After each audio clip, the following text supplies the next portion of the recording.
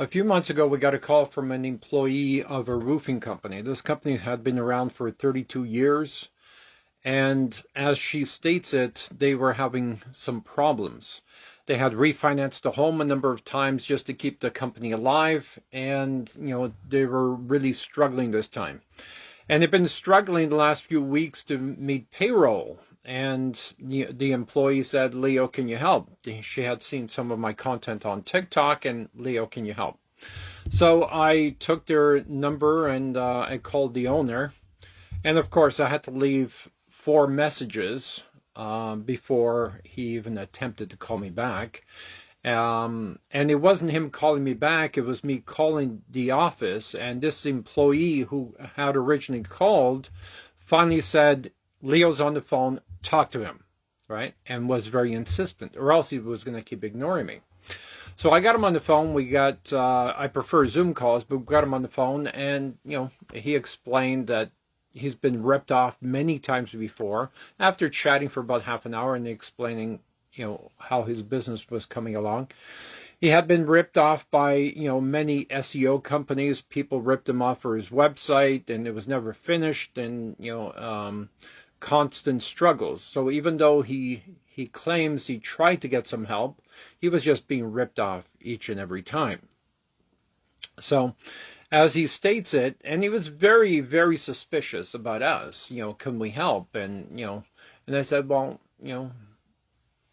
let's see what we can do. We've helped create 1,000 millionaires. We mainly concentrate on the construction industry. We've helped many, many companies become millionaires in the construction industry. We've helped over 20 companies get over the $20 million mark. 1,000 companies get over the $20 million mark in our 40-year career. And he wasn't impressed by that. He's heard stuff like that many, many times. So, and we had a number of conversations after that, but he wasn't moving forward. He was not interested in joining the group mentoring sessions. He was not interested in individual mentoring sessions. He was just stuck. He didn't know what to do. And I said, well, what are you going to do? You can't keep making a choice between, meeting payroll or paying your mortgage. Then he stated that, he was already 2 months behind on his mortgage.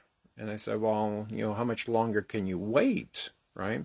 So I really felt bad for him. And, at that point, I insisted that the wife get on the phone as well. And she says, well, she's not involved in the business at all. And, yeah, but she's the one who's going to be losing her house.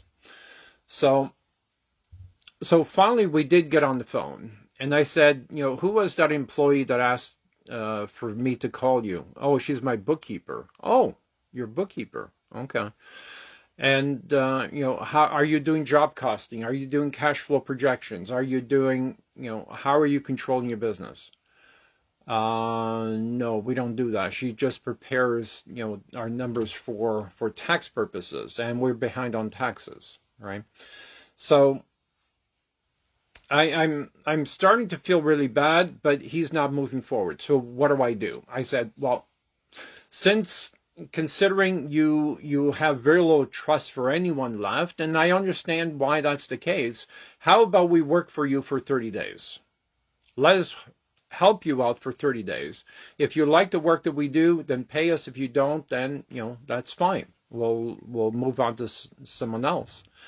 So, and by the way, the company name was something like Frank's Roofing. That's not the right name, but it was like that. And I said, how many people are searching Frank's Roofing? And he says, well, I don't know. And I said, well, we need to rebrand. Oh, no, I don't want to change my company name after 30 years. And I said, no, you don't have to do that.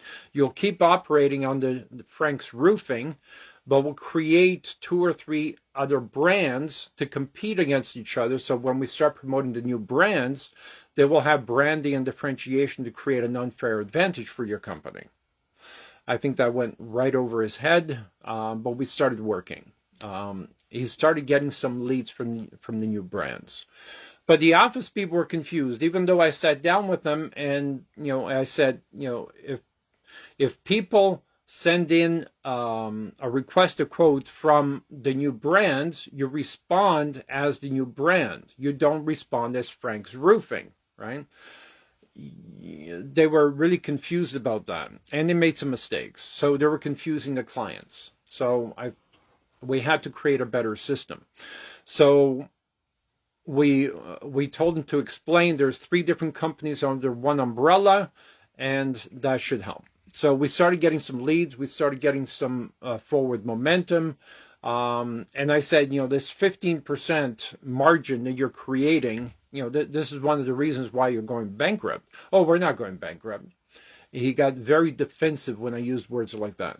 And I said, well, after 32 years, if you can't meet payroll and you can't pay your mortgage, what would you call that, right?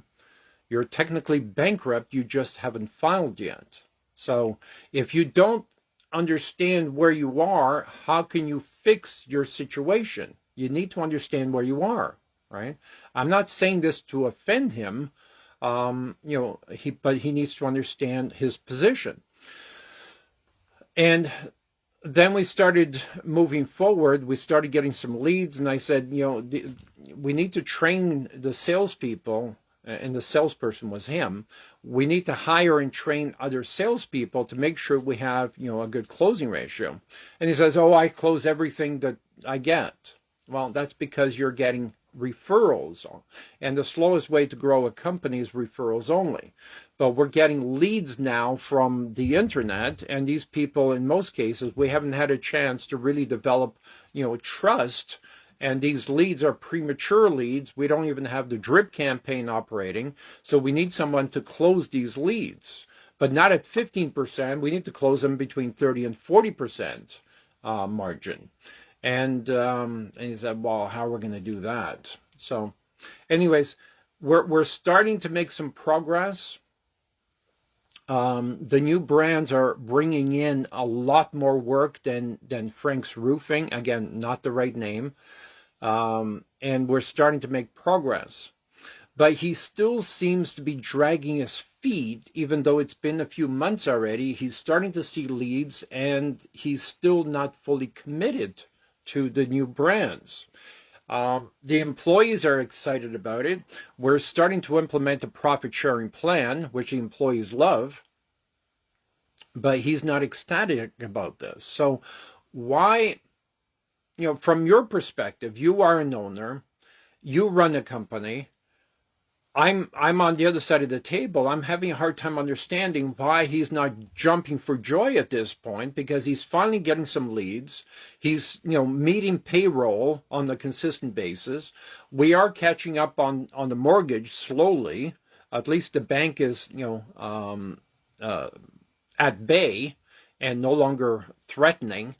So why isn't he ecstatic? Is it because of his ego? He's having a hard time saying that, I needed help. So I'm curious. Why isn't someone ecstatic that he's finally starting to make some money? We created an aggressive marketing system to go after more profitable type clients. We're hiring 3 social media managers to create a lot of content and create trust for future potential clients.